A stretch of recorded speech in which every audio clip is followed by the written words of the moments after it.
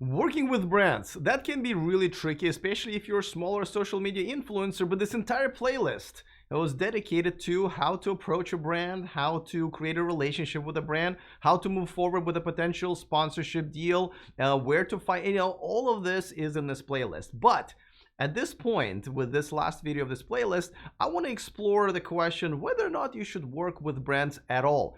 I know it sounds kind of weird because we've explored all of these amazing things that can happen when you work with a brand. Obviously, you create great income, but there are some cons to that. There are some issues that you might have and not maybe be willing to sacrifice or kind of bend to working with brands because they have their own agenda and sometimes it clashes with yours. So let me talk about some of the challenges that you will have working with brands, what you can do about it, and what are the alternatives to working with brands but still making a pretty decent income. We're going to talk about it all right now.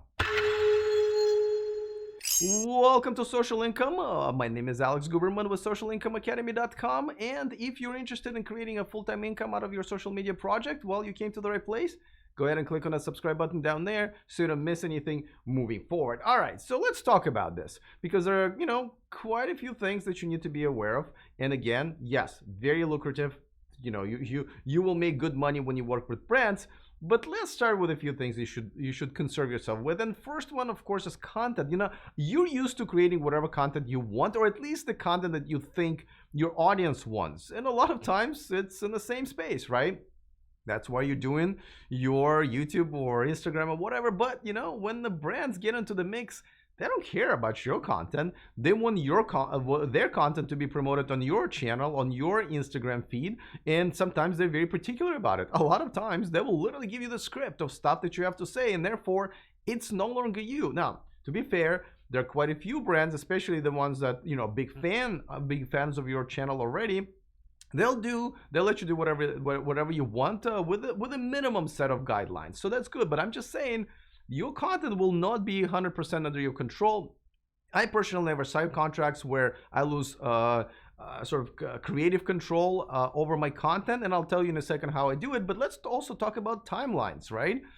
If you are good at what you do, whether you're YouTube or on Instagram, or you want to be good at what you do, you have to have a timeline. It's part of the content strategy. But guess what? When brands come in, they have their own timeline, and since they're paying you, guess which one takes higher priority, right? A lot of times there's a deadline for a sale that they're trying to promote their products or services for, or some sort of an event, or just overall campaign has a timeline, and you really don't have much of a choice. So your content strategy might go out of the window and kind of maybe damage your overall growth. So that's something to be concerned about. And this one is a tough one because if you think it was hard to get the brand to work with you and then work on the campaign and release the video, wait until they're going to start measuring your performance, because this is where you have very little control over, right? We've all produced videos on a hot topic that we know does very well. Did a really good job on the thumbnail and the keyword tagging and headline, and it still didn't do very well because the magic land of YouTube doesn't always like your videos. As a matter of fact, today on my main channel, I produced a video that I absolutely knew was going to do very well. I've used a very similar thumbnail for a similar video a couple of weeks ago. It's on a topic that's always hot. It's hot right now. And it didn't do very well at all. And I have no clue. I've changed the title and the thumbnail in the last few hours, because you can do that and still track that, get it tracked by hour, and nothing happened. Nothing good happened to that video. But once the brand's gonna judge your performance and they don't see what they want to see, they might never work with you again. And a lot of times you try to say, okay, now I got to promote this video, got to drop everything I'm doing, maybe put some of my own money for the YouTube pre-roll ads or Facebook ads and spend your own money so you can make money. But that's a hassle. That's a whole different story than, once again, something that you wouldn't be concerned with. Now, if you can negotiate with brands in any way you want, and you can have creative control over your content, or you can agree to their scripts, it's completely up to you. Now, what I do is, and I hate just working on one video or two videos with a brand and then they're out. It's almost never worth your time. What I try to create is relationships where they advertise with you over 3, 6, 12 month period. And what I do is this. I don't really create videos that's fully dedicated to those brands. Very rarely I do, and most of the time it's just to earn their business. But what I do is this. So here's what my show looks like on my main channel. As you can see in the top corner right there, see it says sponsored by Byton. I know it's kind of weird that my words not back to me. That's what they bought. They bought a little piece of my screen where I advertise them, and that's, it doesn't interrupt my video, it doesn't change my content. Then about 3 to 5 minutes into the video, instead of that little bright image there that gets changed, and sometimes I run video there, I run their 20-second shutout. In this case, it's a brand of the up-and-coming SUV, so I would show the SUV, the insides, and so forth, and that's how I create. That's how I kind of sell advertising space. My content is still the same. I do electric car news. I just interrupt for about 20 seconds to talk about their brand, and they have a little piece of my real estate.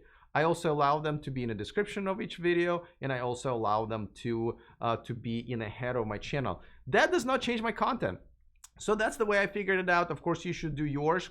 You feel free to copy me, but that's the way to have the brand pay you money, but at the same time advertise, without changing the content. And by the way, a lot of times when you create a video on the topic of their service or product, the only people who will get to it are people who are probably already looking for it. Where if you're making a video about a related topic in that niche, and then all of a sudden their ad pops up, all these people who really weren't looking for that product or service get exposed to that, and that's a huge deal. Those are definitely new eyes on the product and service that brands appreciate.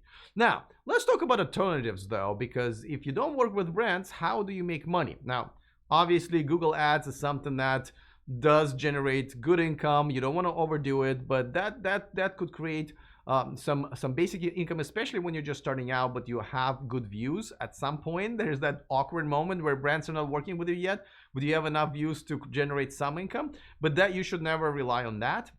There's also affiliate programs like Amazon and a few others where you can promote products that people can go and buy through the links in the description of your video, and then you get a cut. Some people do very, very well with it. Some don't. I don't, because that's just not enough money for me to justify the time that I'm advertising them. I can get money from others in larger amounts, but especially when you're starting out, this is an easy way to get some of the extra cash. Patreon.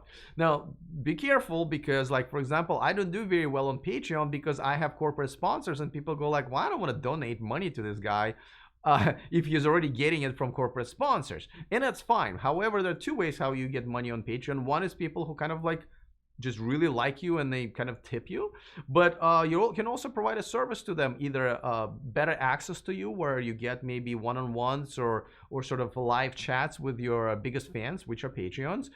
There could be different levels of monthly payment, of course, but also you can give them early access, or you can give them material live and repost it on YouTube after you stream on Patreons. That's what I do. There's so many different ways, but you should consider Patreon as one of really good incomes if you set it up right. And of course, and this is probably the best way of making money on YouTube and social media, is to advertise your own product or service. Now, of course, that's kind of like owning two businesses.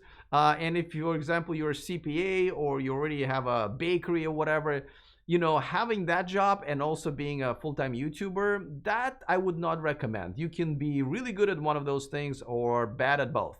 So I wouldn't recommend that. As you probably know, being a YouTuber, you're a cameraman, a janitor, producer, editor, and so forth. There are tons of jobs just in being YouTuber or social media influencer. So you don't need another one. But if you can create a product, just create it and kind of outsource the production and shipping, right? Where you don't have to spend that much time.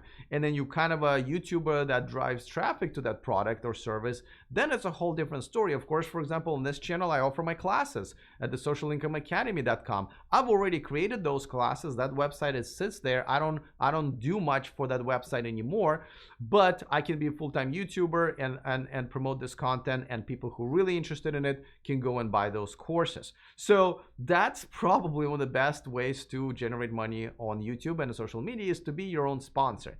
So think about it. Again, this totally depends on you. My job is just to give you all these choices, tell you pros and cons, and then you decide. Sometimes you can try something and realize, oh, it's not really working for me. But of course, the best way to do it is make good decisions ahead of that.